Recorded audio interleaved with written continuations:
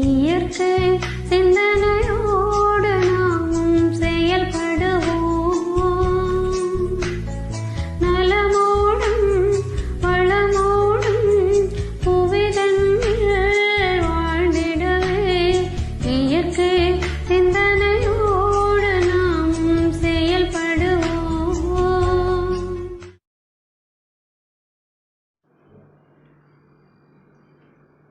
வாழ்க வையகம், வாழ்க வையகம், வாழ்க வளமுடன். நாம் இந்த இனிமையான பொழுதினில் சிந்திக்க இருக்கும் தலைப்பு பார்த்திங்கன்னா, எந்த ஒரு சூழ்நிலையிலும் ஒவ்வொரு நிமிடமும் இயற்கை சிந்தனையோடு செயல்படுவோம்ன்ற தலைப்பில் சிந்திக்கலாங்க. எப்படி நம்ம இயற்கை சிந்தனையோடு செயல்படுறது அப்படின்னு பார்த்திங்கன்னா, முதல்ல இயற்கை சிந்தனைனா என்னன்னு பார்த்திங்கன்னா அன்பும் கருணையுமா தாங்க. அன்பு கருணை அப்படின்னும்போது என்னன்னு பார்த்திங்கன்னா இறைநிலையினுடைய தன்மை. அது நம்ம எல்லாருக்குள்ளேயும் இருக்குது. அப்போது நம் உடல் மீது நம்ம அன்பு செலுத்தணும், நம்ம உயிர் மீது அன்பு செலுத்தணும், நம்ம மனசு மீது நம்ம அன்பு செலுத்தணும். நம் மீதே நமக்கு கருணை வர வேண்டும். அப்போது இப்படி வர வேண்டும், அதாவது மற்றவர்கள் மீது தான் அன்பு கருணை செலுத்தணுமா? இல்லை, நம்ம மீது கூட அன்பும் கருணையுமாக இருக்க வேண்டும். இப்போது நம் மீது எப்படிங்க அன்பும் கருணையுமா செலுத்த முடியும்? நம்ம உடல் மீது அன்பு செலுத்தணும் அப்படின்றது என்னென்னா, உடல் துன்பம் இல்லாமல் வாழணும். அதுக்கு என்ன பண்ணலாம் அப்படின்னு பார்த்திங்கன்னா, உடற்பயிற்சி செய்து தினந்தோறும் உடற்பயிற்சிகள் செய்து உடலை வலிமையுடன் ஆக்கி கொண்டு செய்கிறதே நம்ம உடலுக்கு செய்யக்கூடிய அன்பாக இருக்கும். அதே மாதிரி உயிருக்கு காயக்கல்ப பயிற்சி, மனதுக்கு அகத்தமும் அகத்தாய்வு பயிற்சிகளை செய்து நம்ம மன வலிமையோடும் உடல் வலிமையோடும் வாழும் பொழுது நாம் நமக்கு செய்யக்கூடிய அன்பும் கருணையும் அதுதாங்க. சரி, நமக்கும் அன்பும் கருணையுமா நம்ம செய்து கொண்டோம். இதெல்லாம் என்னன்னு பார்த்தீங்கன்னா, நமக்கு இயற்கையாக வரக்கூடிய ஒரு ஆற்றல் தான் இதெல்லாம். இப்போது மகரிஷி அவங்க சொல்லுவாங்க, இறைநிலையினுடைய தன்மைகள் என்னன்னு பார்த்தீங்கன்னா வற்றா இருப்பு, பேராற்றல், பேரறிவு, காலம்ன்ற 4 வகையில் வகைப்படுத்துகிறாங்க. எப்படின்னா இதெல்லாம் இயற்கையாக வரக்கூடியது தான். இந்த வற்றா இருப்பு என்பது என்னன்னு பார்த்தீங்கன்னா, பிறர் மீது அன்பும் கருணையும் செலுத்துவது வற்றா இருப்பாக இருந்து கொண்டே இருக்குங்க. அது எப்பொழுதுமே நம்ம எவ்வளோதான் நிறைய பேருக்குள்ள அன்பும் கருணையுமா செலுத்தி கொண்டே இருந்தாலும் அது அல்ல குறையாதது. எப்பொழுதும் இருந்து கொண்டே இருக்கும், நமக்கு கொடுத்து கொண்டே இருக்கும். அந்த அளவுக்கு வற்றா இருப்பாக இருக்கிறது. அடுத்ததாக பார்த்திங்கன்னா பேராற்றல். அதுக்கு தான் இந்த பேராற்றல் என்பது நமக்கும் இந்த மனித குலத்திற்கும் வாழ ஆற்றலை அளித்து கொண்டே இருக்கக்கூடியது இந்த பேராற்றல். இந்த பேராற்றல் நமக்கு ஆற்றல் களமாக சக்தியை அளித்து கொண்டே வாழ உதவி கொண்டே இருக்குதுங்க. அடுத்தது பார்த்திங்கன்னா பேரறிவு. பேரறிவுன்னா என்ன? அறிவு தாங்க, நம்ம சிந்திக்கக்கூடிய ஆற்றல் தான். அந்த சிந்திக்கக்கூடிய ஆற்றல் நம்ம எப்பொழுதுமே சிந்தித்து செயல்படுறதுக்கு நமக்கு ஆற்றலை வழிவகை செய்து கொண்டே இருக்குங்க. அப்போது இந்த அளவுக்கு பேரறிவு நமக்கு சிற்றறிவாக ஒவ்வொரு நாளும் இருந்து கொண்டே இருக்குது. அப்போது நமக்கு இயல்பாகவே இயற்கையாகவே இவ்வளவு தன்மைகளும் இருந்து கொண்டே இருக்குது. அது காலம் அப்படின்னும் பொழுது காலத்தால் நமக்கு அனைத்தும் கிடைக்கக்கூடிய வாழ்வதற்கு, நமக்கு இந்த உலகத்தில் பிறந்து வாழ்வதற்கு அனைத்து சக்திகளையுமே அந்த காலத்தால் இருந்து கொண்டே இருக்குங்க. அது ஒவ்வொரு நிமிடமும் ஒவ்வொரு க்ஷணமும் நமக்கு கிடைத்து கொண்டே இருக்கும். அது எல்லா சூழ்நிலைகளும் நமக்கு இயற்கையாக கிடைக்கக்கூடியது. அப்போது ஏங்க மனிதன் துன்பம் ஏற்படுது மனிதர்களுக்கு அப்படின்னு கேட்டிங்கன்னா, அவர்கள் வாழக்கூடிய சூழ்நிலைகளால் தான் அந்த துன்பங்கள் ஏற்படுது அப்படின்றதாக இருக்குது. அதுக்கு தான் மகரிஷி அவங்க ஞான களஞ்சியத்தில் ஒரு பாடல் பாடியிருக்காங்க, இயற்கையை மதித்து வாழணும் அப்படின்னு. இயற்கை வளத்தை வாழ்வின் வளமாய் மாற்றும் எத்தொழிலையும் புரிவோரும் இனிது வாழ்க. இயற்கையின் பேராற்றல் அகத்தில் விண்ணில் இயங்குமுறை விளைவு உணர்ந்து உரைப்போர் வாழ்க. இயற்கை சட்டம் மதித்து மக்கள் வாழ ஏற்றபடி அரசாளும் தலைவர் வாழ்க. இயற்கை தரும் உணவுமணி பொங்கி உண்டு இன்று வகை உளம் பொங்க வாழ்த்தி வாழ்க அப்படின்னு சொல்லியிருக்காங்க. அப்போது நம்ம எப்படி வாழணும்? இந்த இந்த இயற்கையிலேயே இவ்வளோ பேராற்றல், பேரறிவு, வற்றாயிருப்பு, இவ்வளோ வளங்களை கொண்ட இயற்கை அனைத்தையுமே நமக்கு கொடுத்து கொண்டே இருக்கிறது. அதை சார்ந்து நாம் வாழும் பொழுது என்னாலும் இன்பமே என்றதை வலியுறுத்துகிறாங்க. அப்போது அந்த இயற்கை சட்டத்தை செயல் விளைவு அறிந்து நம்ம வாழணுன்றதை வலுவாக சொல்கிறாங்க. இப்போ நமக்கு எப்பொழுதும் ஒரு வலுவான எண்ணம் வேண்டுங்க.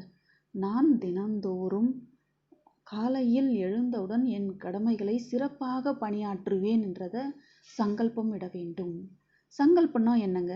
திடமான ஒரு உறுதிமொழிங்க. அதாவது ஆட்டோ சஜஷன் சொல்கிறாங்க.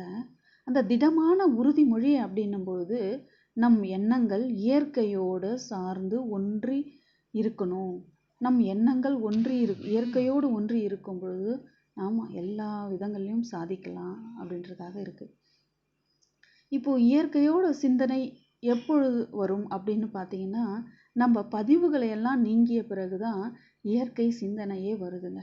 அப்போது மனிதன் நம்ம மனிதன் கையில் இருக்க கலங்கங்கள் நீங்கினா இறைநிலையாக மாறலாம். இறைத்தன்மை நமக்கு கிடைக்கும். அப்போது அந்த இறைநிலைத்தன்மை கிடைக்கிறதுக்கு என்ன பண்ணணும்? நமக்குள்ளே இருக்கிற கலங்கங்களை போக்கணும். கலங்கங்கள் என்பது என்ன? ஆணவம், கண்மம், மாயை. அந்த மாயையில் நம்ம மாட்டிக்காமல், அந்த கலங்கங்களில் நம்ம மாட்டிக்காமல் வாழ்க்கையை எவ்வாறு சிறப்பாக வாழ்வது என்பது தாங்க இருக்குது. அப்போது ஒவ்வொருத்தரும் நம்ம நினைக்கிறோம், வாழறோம். வாழ்க்கைன்னா என்ன அப்படின்னு பார்க்கும்போது பிறப்புக்கும் இறப்புக்கும் இடைப்பட்ட காலத்தை தான் நம்ம வாழ்க்கைன்னு சொல்கிறோம். இப்போது பிறக்கும் பொழுது நம்ம இயற்கை சூழ்நிலையோடு ஒன்றி வாழ்கிறோமா? நம்மளுடைய சூழ்நிலை, நம்மளை சுற்றி உள்ள சூழ்நிலைகள் பிறக்கும் பொழுதே நமக்கு சூழ்நிலைகள் நன்றாக அமைந்திருக்கிறதான்றதை பார்த்துக்கணுங்க. அப்போ தான் நமக்கு நம்ம பிறந்து குழந்தையாக வளரும் பொழுது அந்த பருவத்தில் அன்பும் கருணையுமாக நமக்கு அன்னையும் தந்தையும் அன்பும் கருணையும் செலுத்துகிறாங்க. தேவைகளை பூர்த்தி செய்கிறாங்க. உணவுகள், அதாவது நமக்கு ஆற்றலை கிடைக்கிறதுக்கு, இந்த ஆற்றல் கிடைக்கிறதுக்கு உணவு, நம்ம உடுத்தும் உடை, இருப்பிடம் எல்லாம் நல்லா அமையுது. கல்வி அறிவு, இந்த பேரறிவே அறிவாக நமக்கு கல்வி அறிவு மிகப்பெரிய அளவில் கிடைச்சதுன்னு வச்சுங்களேன், நமக்கு மிக உயர்ந்த நிலையில் நம்ம வாழலாம். அது சரியாக காலம் மாற மாற ஒவ்வொரு காலகட்டத்திலையும் நம்ம அறிவு மேன்மைப்பட்டு கொண்டே இருக்குங்க. இந்த இந்த உடல் கூட இயற்கை உணவை தான் நம்ம உட்கிரகிக்குது, தன்மை அதிகரிக்குது. அந்த நம்ம உடல், மனது எல்லாமே இயற்கையோடு ஒன்றி வாழணும் தான் எப்பொழுதுமே இயங்குங்க. அதற்கு ஆனால் இப்போ இந்த நவீன உலகத்தில் அவ்வாறு வாழ முடிகிறதா என்று பார்த்தால் அந்த வாய்ப்புகள் குறைவாக தான் இருக்குது.